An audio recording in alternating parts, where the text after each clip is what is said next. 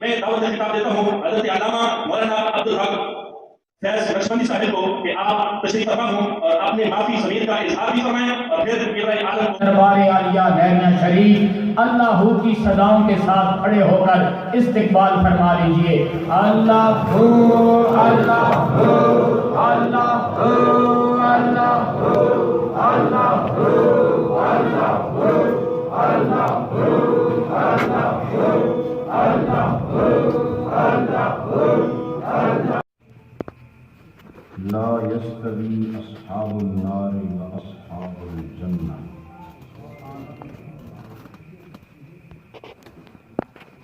صدق الله مولانا العظيم. إن الله وملائكته يصلون على النبي يا أيها الذين آمنوا صلوا عليه وسلموا تسليما. اللهم صل على سيدنا وحبيبنا محمد وعلى آل سيدنا وحبيبنا محمد وبارك وسلم وصل عليه. حضرات ذی وقار علماء کرام خلفائے اعظام سادات کرام اہلیان کوٹلی و مضافات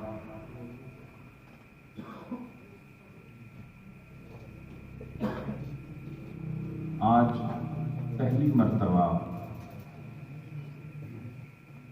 اس شہر میں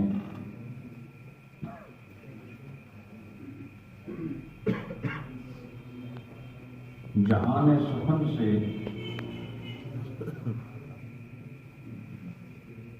اجزائے سخن لے کر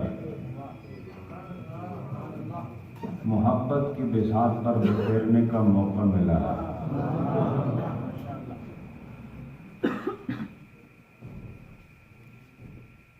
یہ شہر ایک حسین شہر ہے.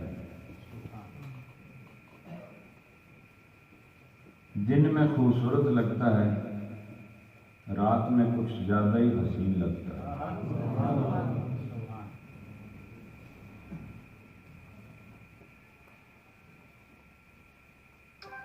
جب اس شہر کی طرف ہم بڑھ رہے تھے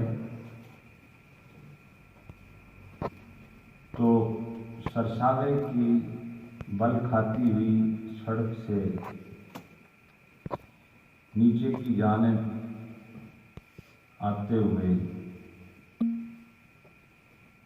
بہت جگمگا رہا تھا یہ شہر. دور سے حسین لگ رہا تھا اور یہاں آ کر جب سادات کرام سے ملاقات ہوئی, آپ سب کو دیکھا, اب اور بھی خوبصورت لگ رہا ہے.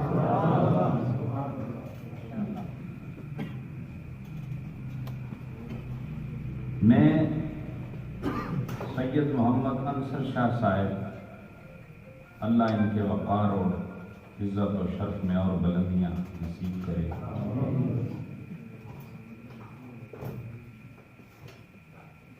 ان کا ممنون ہوں کہ انہوں نے مجھے اہلیان کوٹلی کے ساتھ بھی کچھ کہنے کے لیے یہ خوبصورت موقع دیا ہے.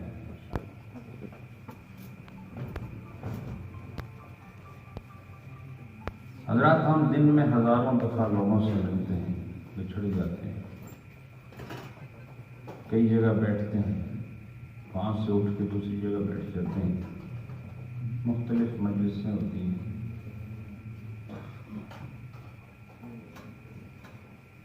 لیکن میں آپ کو ایک بات بتا دینا چاہتا ہوں, وہی مجلس خوبصورت ہے, وہی مجلس نافع ہے, وہی مجلس قابل قدر ہے جس مجلس کی وجہ سے گناہ معاف ہو جائیں اور نیکی سے محبت ہو جائے. بعض مجلسیں ایسی ہیں کہ جن میں جانے کے بعد عذاب الہی میں مبتلا ہونے کا خطرہ ہوتا ہے.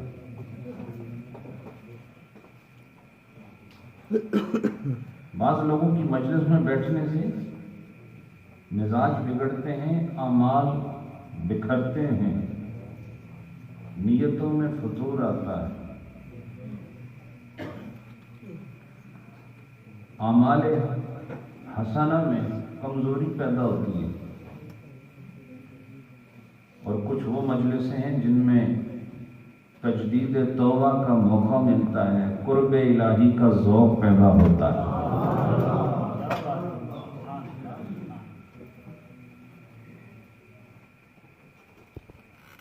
شہر میں رہنے والوں کی ظاہری زندگی بہت اچھی ہوتی ہے، رہن سہن اچھا ہوتا ہے، مکان اچھا ہوتا ہے، سہولتیں زیادہ ہوتی ہیں، لیکن آج میں آپ کو راز دے رہا ہوں کہ شہر میں رہنے سے زندگی نہیں بنتی، باطن کو صاف کرنے سے زندگی بنتی ہے۔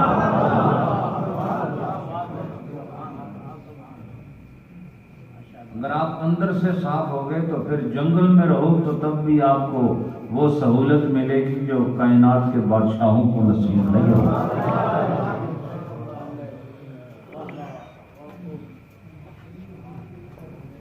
اور اس مجلس میں انشاءاللہ بڑی رونق، بڑی چاشنی ہے، اور اس کی وجہ یہ ہے کہ آل رسول نے اس محفل کا اہتمام کیا ہے، اور ہم نے شریعت کے لحاظ سے، اپنے نسب کے لحاظ سے، نسل کے لحاظ سے اور طریقت کے لحاظ سے سادات کی قدردانی کو از اول تا آخر اپنی عادت، اپنی خصلت اور اپنی خوب اور اپنی عادت بنایا۔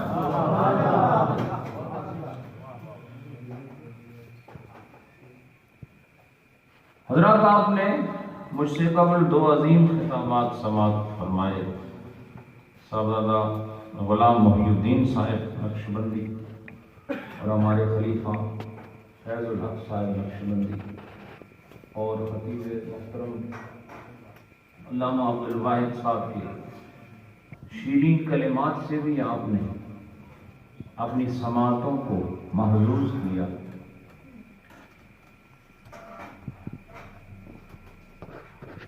میں یہ چاہتا ہوں کہ ہماری یہ پہلی ملاقات ایک دوسرے کو دیکھنا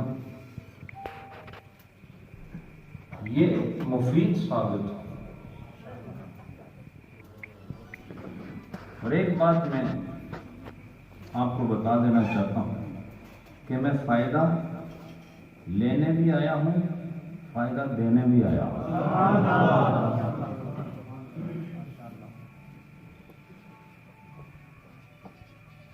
اور یہ وہ فائدہ ہے جس کا لینا اور دینا سوال ہے، اور میرا فائدہ دینا یہ ہے کہ مجھے آپ کے سامنے اللہ اور رسول کا پیغام رکھنا ہے، صوفیات کی چھوڑی ہوئی وراثت رکھنی ہے، یہ آپ کو فائدہ ہے، اور آپ نے اگر اس کو لے لیا تو پھر میرا بھی فائدہ ہے۔ لہذا خیر تقسیم کرنا تقسیم کرنے والے کے لیے فائدہ مند ہے، اور جو اس کو لے لیتے ہیں ان کے لیے بھی فائدہ مند ہے۔ لہذا ہم دینے بھی آئے ہیں، لینے بھی آئے ہیں۔ باقی جو لین دین ہوتا ہے عام طور پر پیروں کا، مریدوں کا، وہ تو بڑا ہلکا اور معمولی سا لین دین ہوتا ہے۔ میں آپ کو کچھ دے کر آپ سے نہیں، اپنے رب سے لینا چاہتا ہوں، اور میں بھی جو آپ کو یہ کہہ رہا ہوں کہ میں آپ کو دینا چاہتا ہوں، یہ بھی میں کہاں دے سکتا ہوں، رب ہی دے گا، لیکن میں شکر ادا کرتا ہوں کہ میری بخشش کے لیے اللہ نے اس دینے کے عمل میں مجھے درمیان میں رکھا ہوا ہے۔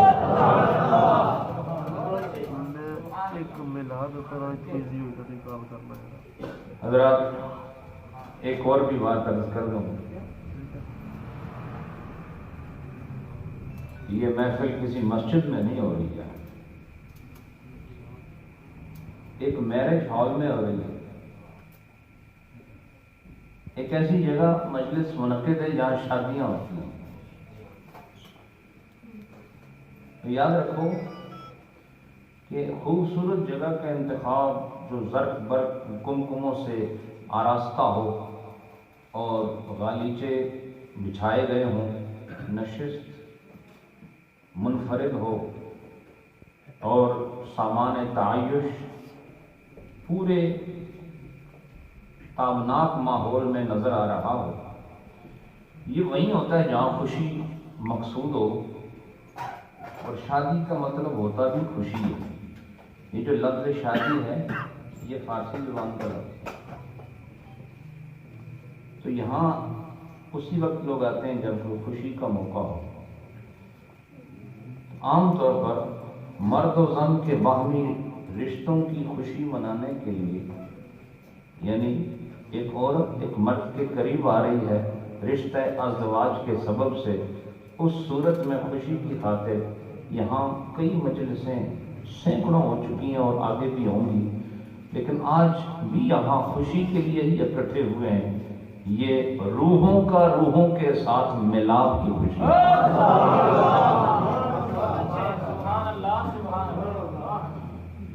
لہذا میں سمجھتا ہوں کہ آج یہ حال بھی کسی حال میں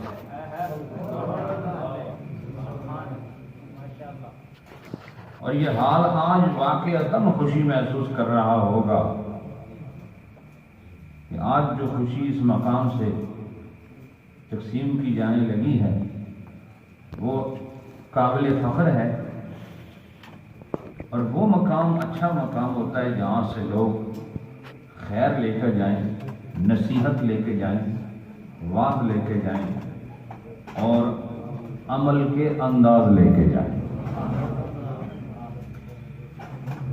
میں ایک مختصر سا بیان آپ کے سامنے رکھوں گا، وقت کافی ہو چکا ہے. میں نے علامہ خلیفہ فیض الحق صاحب سے دوران سفر پوچھا تھا کہ آج کی مجلس کس حوالے سے، تو آپ نے بتایا کہ شان رسول اور مثنوی اور اس طرح کے عنوانات ہیں.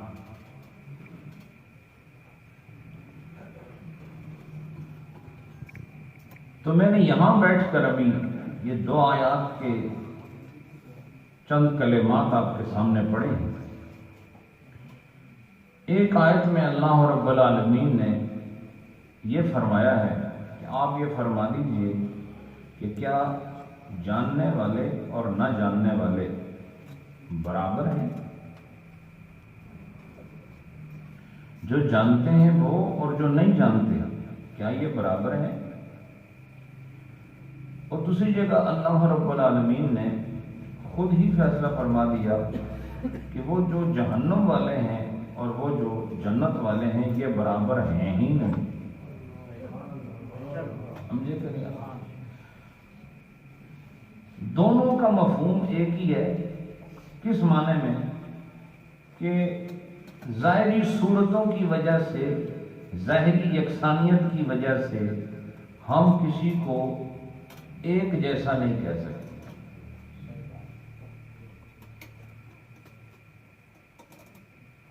ظاہری وضاقتہ کی وجہ سے، ظاہری تقاضوں کی وجہ سے ہم 2 ذاتوں کو ایک نہیں کہہ سکتے.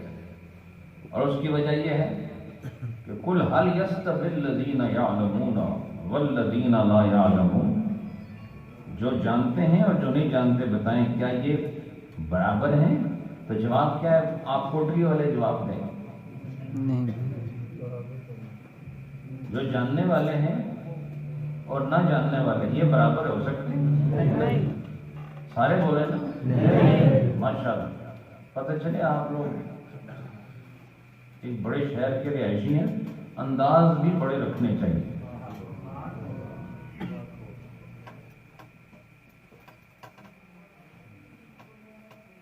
حضرات اب میں آپ سے ایک سوال کرتا ہوں کہ ایک پڑھے لکھے آدمی کو آپ نشست پہ بٹھا دیں اور ایک ان پڑھ آدمی کو اس کے ساتھ بٹھا دیں، ان دونوں کی آنکھیں دیکھ کر، ماتھا دیکھ کر، ان کے رخسار دیکھ کر، ان کے لب دیکھ کر، ان کی داڑھی مونچھیں دیکھ کر کیا دونوں میں فرق کر سکتے ہو کہ ان میں پڑھا لکھا کون ہے اور ان پڑھ کون ہے؟ بولا اچھا جو دوئے کے کپڑے لائے من دونوں نہیں سمجھے، یا چلو دو سکے بھائی امن تے امن بھی جڑواں تو شکلہ بھی انہوں نے ایک ہی امن، شکلہ بھی ایک ہی، کپڑے بھی ایک امن، کدو قامت بھی ایک ہو گیا، رہنے بھی ایک کمرے ہی چمن نہیں سمجھے، کھانے بھی ایک ٹیبل اوپر ہو، ایک کونا بھی چنو، تیسری جماعت بھی نہیں پڑھی، تو دوسرے نے پی ایچ ڈی کی ہوئی ہے، دوسرے نے علوم و فنون حاصل کیتے ہیں، کیا انہاں دونوں نے ظاہری صورتاں، انہاں نے رہن سہن، انہاں نے کپڑے، انہاں نے کمرہ، انہاں نے ٹیبل کرسی میز، انہاں چیزاں نو دیکھ کے کیا تساں انہاں دونوں نے درمیان فرق کر سکتے ہو؟ انہیں جو پڑھا لکھا کڑا ہے تو ان پڑھ کون ہے؟ نہیں کر سکتے نا۔ اچھا نہیں کر سکتے تو کیا یہ دونوں برابر ہیں؟ اس سے پتہ چلا کہ ہم ظاہر دیکھ کر کبھی بھی دو شخصیات کا توازن نہیں جانتے، ہم ان دونوں کی حیثیت اور حقیقت نہیں جانتے کہ صورتاً مماثل ہیں، لغتاً مماثل ہیں، لباساً مماثل ہیں، نہیں سمجھے، اور سکونت کے اعتبار سے مماثل ایک جگہ رہتے ہیں، ان کا مزاج بھی بے شک ایک ہو، پسند ناپسند بھی ایک ہو جائے، لیکن دونوں کے درمیان ایک حد تمیز پیدا ہو گئی ہے، ایک حد تفریق پیدا ہو گئی ہے، اور وہ کیا ہے؟ ایک کے پاس علم ہے، ایک کے پاس جہالت ہے، لہذا ان کی صورتوں کو دیکھ کر ہم یہ نہیں کہہ سکتے کہ یہ دونوں ایک جیسے ہیں، بلکہ ہمیں فرق کرنا ہوگا کہ جس کو اللہ نے علم عطا فرمایا ہے اس کو دوسرے پر فضیلت حاصل ہے۔ تو ظاہری صورت کی بنیاد پر فیصلہ نہیں ہو سکتا ہے، ظاہری لباس کی بنیاد پر فیصلہ نہیں ہو سکتا۔ تو اب اللہ فرماتا ہے جاننے والے اور نہ جاننے والے کیا یہ برابر ہو سکتے ہیں؟ اس کا مطلب ہے برابر نہیں ہو سکتے، تو جاننے والے اور نہ جاننے والوں کی کیا صورت میں فرق آ جاتا ہے؟ نہیں، یہ جو جاننے والا ہے یہ جان لینا ایک ایسا خزانہ ہے جو چہرے سے نظر نہیں آتا، یہ فیض تقسیم کرنے سے نظر آتا ہے، اور جو نہیں جانتا وہ کچھ بھی نہیں کر سکتا، لہذا ظاہری شکل کی بنیاد پر ہم کسی کو ایک جیسا نہیں مان سکتے، بلکہ کمالات کو دیکھا جائے گا، اختیارات کو دیکھا جائے گا، معمولات کو دیکھا جائے گا، اور ان کے اللہ کی طرف سے عطا کردہ جو جتنے بھی معاملات ہیں ان کو دیکھا جائے گا۔ لہذا علم والوں کے مقابلے میں اگر جاہل کو کھڑا کیا جائے، چاہے وہ صورت میں ایک ہو، لباس میں ایک ہو، کلام و گفتار میں ایک ہو، یہ ایک نہیں ہو سکتے۔ علم والے کو اللہ نے فضیلت عطا فرمائی۔ اچھا ایک چیز اور دیکھ لیتے ہیں، جو میں نے دوسری آیت کا ایک حصہ پڑھا آپ کے سامنے کہ اصحاب نار اور اصحاب جنت، جنت میں جانے والے اور جہنم میں جانے والے کیا صورتوں سے آپ یہ پہچان سکتے ہیں کہ جس نہ نک لمبا ہویا ہے جہنم میں جا سکتا ہے، جس نہ کان نکا ہویا ہے یہ جنت جیسی یہ جہنم، کوئی ایسا طریقہ ہے جی؟ اب یہ جو بڑی گوری رنگت والے، بڑی گوری رنگت والے ہم دیکھیں گے وہ جہنم کے شعلوں میں جلیں گے جی۔ ابو لہب بڑی گوری رنگت ہے لیکن مذمت میں پوری صورت آئی ہے، تبت یدا ابی لہب وتب، پوری صورت آئی ہے مذمت میں، گوری رنگت ہے لیکن اس نے آگ میں جلنا ہے۔ بلال حبشی کی صورت بظاہر سیاہ ہے لیکن اس نے جنت میں قیام کر رہا ہے، انہوں نے جنت میں قیام کرنا ہے، لہذا معلوم یہ ہوا کہ ظاہری صورتوں سے ہم کسی کا مقام نہیں جان سکتے. یہی بات اللہ رب العالمین کائنات کو سمجھانا چاہتا ہے. اور کافروں کو اللہ نے قرآن میں ان کے قول کو ذکر کیا اور فرمایا کہ یہ کافر نبیوں کو کیا کہتے تھے؟ ما انتم الا بشر مثلنا، کہ تم کچھ بھی نہیں ماں سوائے اس کے کہ جس طرح ہم بشر ہیں تم بھی ویسے ہی بشر ہو. یعنی ان کا یہ قول اللہ نے مذمت کے طور پر اور ان کی حقیقت سے پردہ اٹھانے کے لیے اللہ نے قرآن میں ذکر فرمایا. کیا ذکر فرمایا کہ یہ کیا کہتے تھے؟ کہا یہ کہتے تھے کہ نبی آپ کیا ہیں ماں سوائے اس کے کہ جس طرح ہم بشر ہیں آپ بھی بشر ہیں. لہذا معلوم یہ ہوا کہ خدا کو یہ بات پسند نہیں کہ اس کے نبیوں کو یہ کہا جائے کہ تم کچھ بھی نہیں ماں سوائے اس کے جس طرح ہم بشر ہیں تم بھی بشر ہو. اللہ کو یہ کلام پسند نہیں. کیوں؟ وجہ کیا ہے؟ انہوں نے یہ دیکھا کہ نبی ہماری طرح صورت میں ناک نقشہ ہماری طرح ہے اور لباس ہماری طرح ہے، خوراک ہماری طرح ہے، نشست و برخاست ہماری طرح ہے، رہن سہن کا رواج ہماری طرح ہے. تو اللہ رب العالمین نے ان کے اس طریقے کو قبول نہیں فرمایا. کہا تم رواج کو نہ دیکھو اور تم ظاہری صورت کو نہ دیکھو بلکہ حقیقت کی طرف جانے کی کوشش کرو. ان ظاہری صورتوں سے فیصلے نہیں ہونے والے.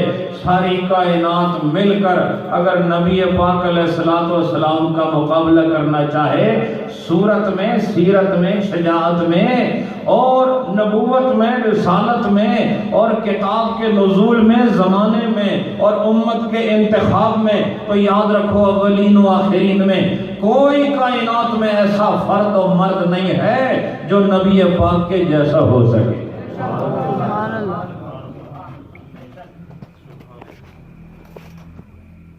اس کی مثال کہ انبیاء علیہ السلام کا مقام مختلف ہے. کوٹری والوں آپ تقریر سنتے رہتے ہیں. میں تقریر نہیں کر رہا، میں تعمیر کر رہا. تقریر بھی مجھے آتی ہے، عمر گزری ہے اس شعبے میں، لیکن میں نے اپنے شیخ کے وصال کے بعد جوہر خطابت نہیں دکھائی بلکہ اپنے لیے اور دوسروں کے لیے کوشش کی ہے کہ وہ چھپا ہوا انسان جو آپ کے اندر جی رہا ہے اسے صورت شریعت دی جائے، اسے صورت طریقت دی جائے. تھوڑے تو دن رہ گئے میرے آپ کے پاس، کتنا جینا ہے. آپ اپنے جتنے بھی شرف ہیں آپ کے پاس اور جتنے بھی تمغے ہیں ان تمغے سمیت آپ ختم ہو جائیں گے. اللہ کے سامنے جو چیز آپ پیش کر سکتے ہیں وہ چیزیں نہیں جو آپ یہاں تیار کر رہے ہیں. اللہ کے سامنے جو چیزیں آپ پیش کر سکتے ہیں یہ وہی صورت ہے جسے پیش کرو تو خدا قبول کر لے. اور وہ کون ہے؟ اصحاب الجنہ. کون ہے؟ اصحاب الجنہ. اور اصحاب الجنہ کون ہے؟ اصحاب الیمین ہے. اور اصحاب الیمین کون ہے؟ جو دائیں طرف رہنے والے. دائیں طرف رہنے والے کون ہیں؟ جنہیں رخ مصطفیٰ کی اداؤں اور نبی پاک علیہ الصلوۃ والسلام کی سیرت اور آپ کے حکم اور آپ کے فرامین کو قبول کرنے میں فخر محسوس ہو سکے. حضرات یہ شخصیات سب برابر نہیں ہیں. اس میں کچھ وہ ہیں جو پیچھے چلنے کے لیے ہیں، کچھ وہ ہیں جو آگے رہنے کے لیے ہیں. اور آگے رہنے والا جب تک آگے رہے گا وہ کامیاب رہے گا، پیچھے رہنے والا جب تک پیچھے رہے گا وہ کامیاب رہے گا. نہیں سمجھے؟ مجھے امام آگے نہیں میں پیچھوں گئی تو نماز پڑھا سا بولنا نہیں آسان. مقتدی اگر آپ نہیں آسان اگے کھلو کے نماز پڑھا تو انہوں نے نماز ہو جائے سی. بولو نہیں نماز ہو جائے سی نہیں ہونی. کیوں کہ جس کی اگے ہونا چاہیے نا وہ اگے رہ سیدھا نماز ہو سکتی، جس کی پیچھے رہنا چاہیے نا پیچھے رہ سیدھا نماز ہو سکتی۔ اس کا مطلب ہے جس کو جو مقام ملا ہے اسے اس مقام پر رہنا ضروری ہے اور دوسروں کو اس کا اسی مقام کے ساتھ ماننا ضروری ہے۔ یعنی امام کے لیے بھی ماننا ضروری ہے آپ کو کہ وہ آگے ہی رہنے والا ہے، وہ پیچھے نہیں ہے۔ اور جس کو آپ کہتے ہیں نا پیچھے اس امام کے، بعد میں اس کو گالی نہیں دیا کرو۔ جس کے پیچھے آپ نے خود یہ نیت کی ہے کہ پیچھے اس امام کے، تو بعد میں ہر جگہ آگے اس امام کے نہیں سمجھ آئی۔ میں سمجھتا ہوں کہ آپ کو خدا کی طرف لے جانے والی سب سے عظیم چیز نماز ہے۔ جب اس میں امام کے پیچھے ہو تو زندگی کے ہر شعبے میں امام کے پیچھے ہی رہنے میں آپ کی عزت ہے۔ یہ آپ کو آستانے کا ایک پیر کہہ رہا ہے، سمجھ آئی کہ نہیں آپ؟ میں آپ کو سمجھانے آیا ہوں اور خود سمجھ کے آپ کو سمجھا رہا ہوں کہ جرمنی میں ایک ساتھی تھے، میں جب برطانیہ کے ایک شہر آسٹن انڈر لائن ایک شہر ہے وہاں کچھ عرصہ رہا تو بڑا مزاحیہ واقعہ ہے۔ تو انہوں نے کہا کہ ہم جرمنی میں تھے تو کوئی آدمی تھا، وہ امام صاحب کو بڑا مخالف تھا، بہت سارا دن ان کے خلاف باتیں ہیں، لیکن جس طرح نماز آنی چاہیے تو انہیں پیچھے کھلو جانا چاہیے۔ سننے ہو کہ نہیں؟ ماشاء اللہ۔ تو وہ نماز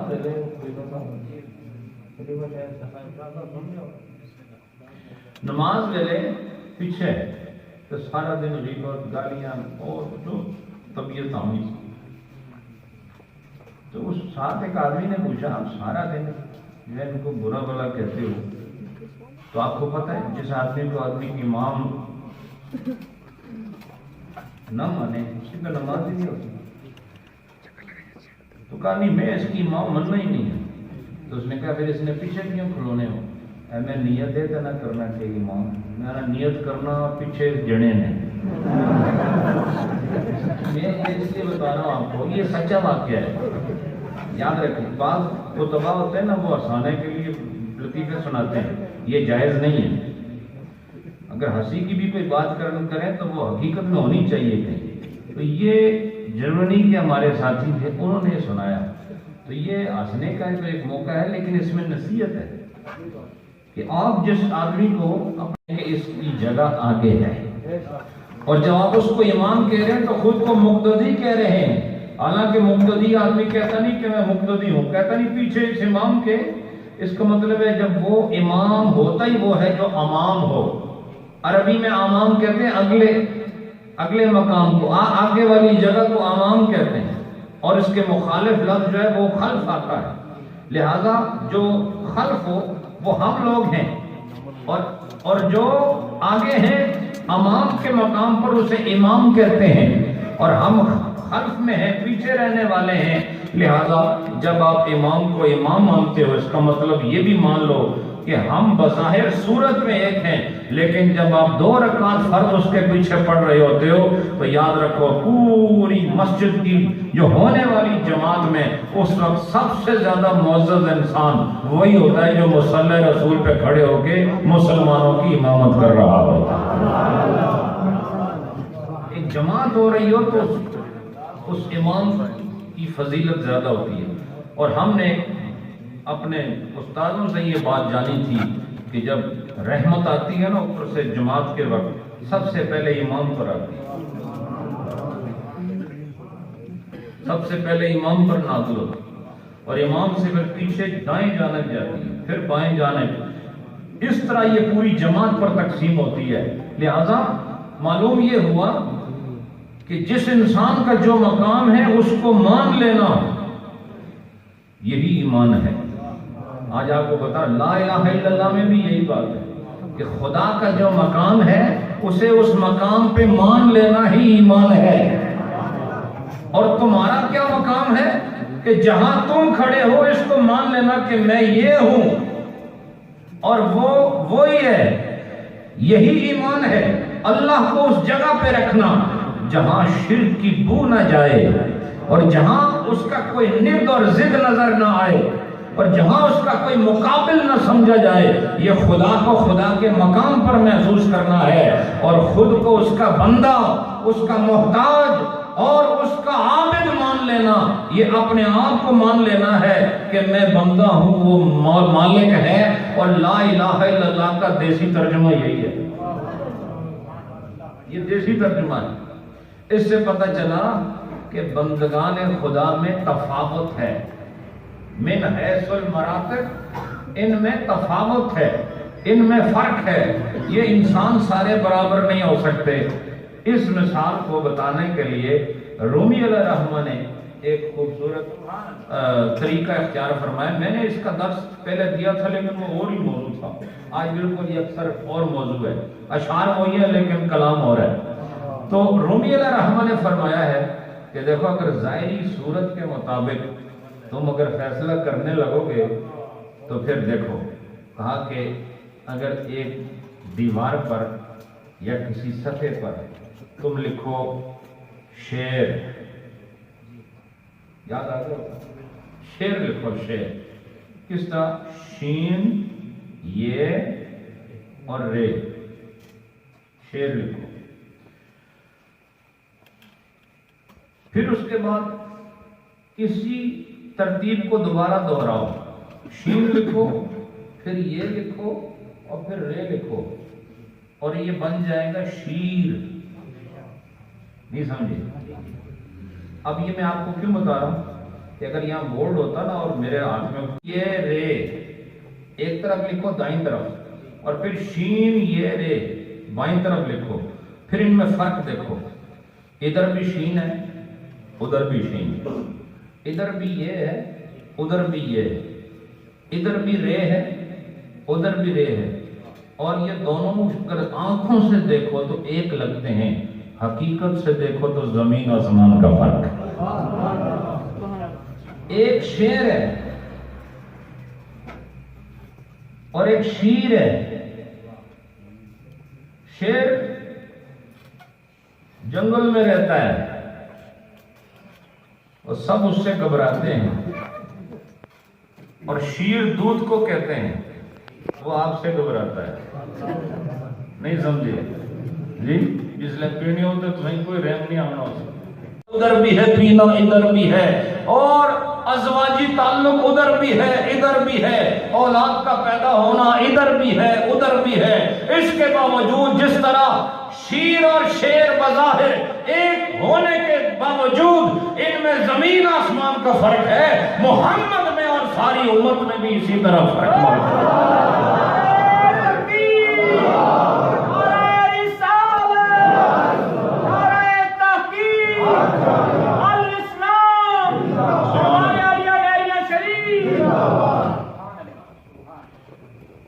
تو جناب رومی فرماتے ہیں کہ اگر تمہیں یہ فرق سمجھ نہیں آتا تو پھر آؤ میں تمہیں بتاتا ہوں. فرمایا کہ شیر وہ ہے جسے تم کھاتے ہو. دیکھو دوستان، دیسی لوگ سارے اس طرح مایوسی اور خاموشی مجھے قطعاً پسند نہیں ہے. بے شک آپ کوٹلی کے رہنے والوں، میں تو لندن میں رہنے والوں سے بھی بات کرتا ہوں. میں آپ کو یہ بتا رہا ہوں کہ رومی علیہ الرحمہ یہ بتانا چاہتے ہیں کہ جس کو اللہ نے جو مکان دیا ہے اس کو اس مکان پہ مان لینا یہ کامیابی بھی ہے اور یہ ایمان بھی ہے. اور اگر آپ نے اس کو اس مقام سے ہٹانے کی کوشش کی یا بڑھانے کی کوشش کی، ہر دو صورت میں گمراہ ہو جاؤ گے. اگر مقتدی بڑھنے کی کوشش کرے گا اس کی نماز ختم ہو جائے گی، امام ہٹنے کی کوشش کرے گا اس کی نماز ختم ہو جائے گی. لہذا جس طرح امام کا اپنے مقام پر رہ کر اور مقتدی کا اپنے مقام پر رہ کر نماز پڑھنا ضروری ہے، اس طرح نبی کا اپنے مقام پر رہ کر تبلیغ کرنا اور امتی کا اپنے مقام پر اس کی بات مان لینا دونوں کے لیے ضروری ہے.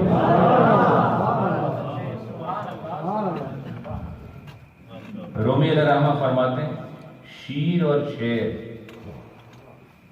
لکھنے میں ایک جیسے ہوں دسو سارے اتنا تو سارے پڑھے ہو تو کم از کم جی شیر اور شیر لکھنے میں فرق ہے؟ فرق ہے نہیں فرق ہے. تو جو فرق نہیں اس کا مطلب ہے ظاہری صورت ایک ہے لیکن اندر سے زمین آسمان کا فرق ہے. حضرات رومی علیہ الرحمہ فرماتے ہیں کہ شیر وہ ہے جسے تم کھاتے ہو اور شیر وہ ہے جو تمہیں کھا جاتا ہے. نہیں سمجھا جاتا اس سے بھی بڑا فرق چاہیے. تو ان جڑے نہیں نہ ماننے ہونا کہ شیرہ آگے سٹو نا جی تاکہ انہیں پتہ چلے کہ شیر کیا ہوتا ہے اور شیر کیا ہوتا ہے, نبی کیا ہوتا ہے اور غلام کیا ہوتا ہے. سمجھ آئیے آپ کو کہ نہیں؟ فرمایا کہ ظاہری صورت پر فیصلہ نہیں کر سکتے, تمہیں حقیقت کی طرف جانا ہوگا. اور حقیقت یہ ہے کہ شیر کو تم کھا جاتے ہو, پی جاتے ہو, اور شیر وہ جو تمہارے چیتھڑے اڑا کے رکھ دیتا ہے. یہ جناب رومی کس طرح فرماتے ہیں, مثنوی کی صدا میں آپ اس کو سماعت فرمائیں. شیر باشد کے مرد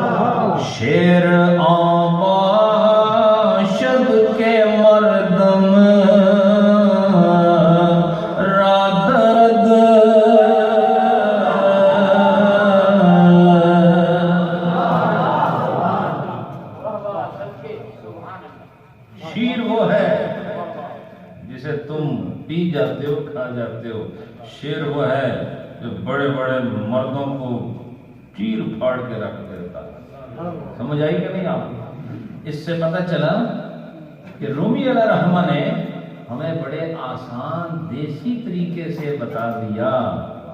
اے بوم بڑیاں بڑیاں اینٹی بائیوٹک کھانے کو بجائے انہاں دیسی طریقے نال علاج کیا. اے دودھ نال بھائی جس میں علاج دودھ نال ہوئی جائے اس کی تو میرا خیال یہ ہے کہ رومی علیہ الرحمہ ان لوگوں کو جو نبی کو اپنے جیسا سمجھتے ہیں ان کو دودھ کی یاد دلا رہے ہیں. نہیں سمجھا؟ اور اس کو دیسی طریقے سے علاج کر رہے ہیں. اور اصل علاج کا طریقہ یہی تھا. پہلے آپ نے کوئی لمبی چوڑی مثالیں نہیں دی, وہ مثالیں دی تاکہ آپ نے گھر میں بیٹھے ہی سمجھ جاؤ. فرمایا کہ دودھ اور شیر میں فرق ہے, اور اس کو شیر بھی کہتے ہیں, اور دودھ آپ اپنی زبان میں کہتے ہیں, اور دوسری طرف شیر ہے وہ بظاہر ایک سے نظر آتے ہیں لیکن ان میں زمین آسمان کا فرق ہے. لیکن وہ نبی کو پہچان نہ سکا. ان کی نظر میں بدبخت وہ ہے کہ جس کا دماغ ہے لیکن اس کے باوجود وہ نبی اور امتی میں فرق نہ کر سکا. ان کی نظر میں وہ بدبخت ہے جس آدمی کے پاس دل ہے, وہ دھڑک بھی رہا ہے اور پورے جسم کو خون دے رہا ہے, لیکن اس دل میں محبت مصطفیٰ کا جو مقام تھا وہ وہاں بن نہ سکا.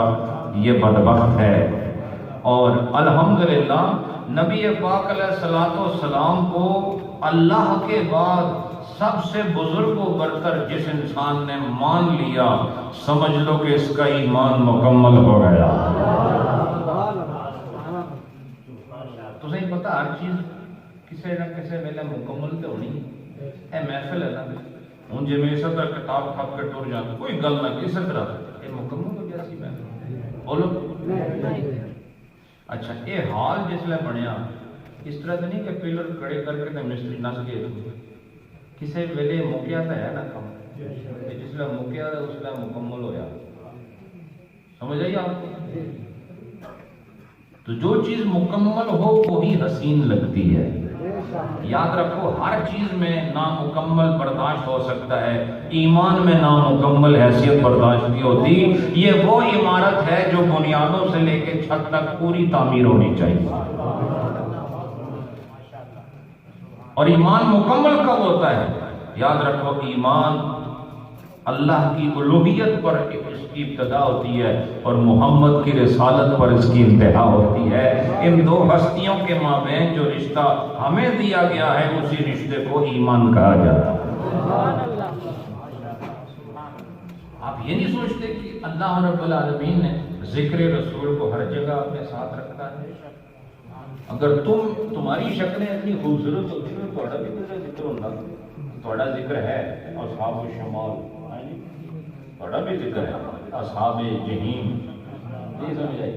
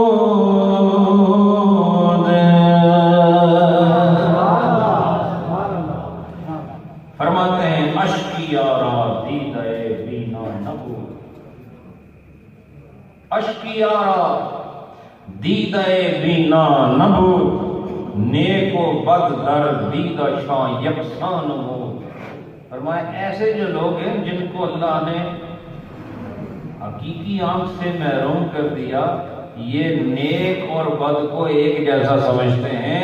اور یاد رکھو نیک اور بد کو ایک جیسا سمجھنا ظلم ہے اور اللہ ظلم کو پسند نہیں فرماتا. حضرات یہ ساری گفتگو کا مقصود کیا ہے کہ جو مراتب شخصیات کو دیے گئے ہیں ان کو انہی مراتب کے ساتھ مانا جائے تو پھر آپ ظلم نہیں کر رہے، آپ عدل کر رہے ہیں. اور جو عدل کرتا ہے یاد رکھو اس پر خدا کا فضل ہوتا ہے.